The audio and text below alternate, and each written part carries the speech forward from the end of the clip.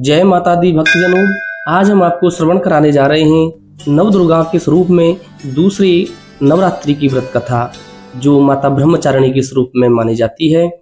माँ दुर्गा की नव शक्ति का दूसरा स्वरूप ब्रह्मचारिणी का है। यहाँ ब्रह्म का अर्थ तपस्या से है।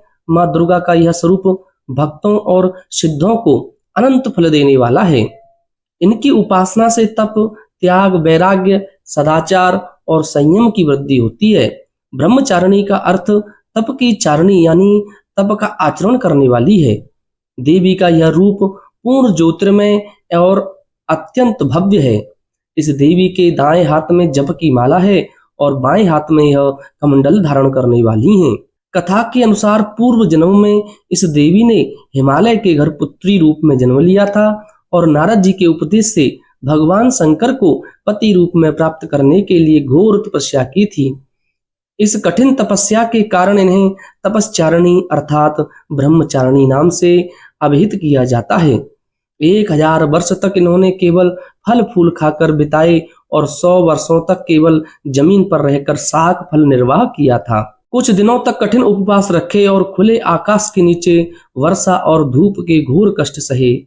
3000 वर्षों तक टूटे हुए बेलपत्र खाए और भगवान शंकर की कठोर आराधना करती रहीं। इसके बाद तो उन्होंने सूखे बेलपत्र खाना भी छोड़ दिया था। कई हजार वर्षों तक निर्जल और निराहार रह करके घोर तपस्या माता ब्रह्मचारिणी ने की थी। पत्तों को खाना छोड़ देने के कारण ही इनका नाम अपर्णा नाम भी पड़ गया था। कठिन तपस्या के कारण देवी का शरीर एकदम क्षीण हो गया। देवता, ऋषि, सिद्धगण, मुनि सभी ने ब्रह्मचारिणी की तपस्या को अभूतपूर्व पुण्य कृत्य बताया और बड़ी सराहना की और कहा कि हे देवी, आज तक किसी ने इस तरह की कठोर तपस्या नहीं की है।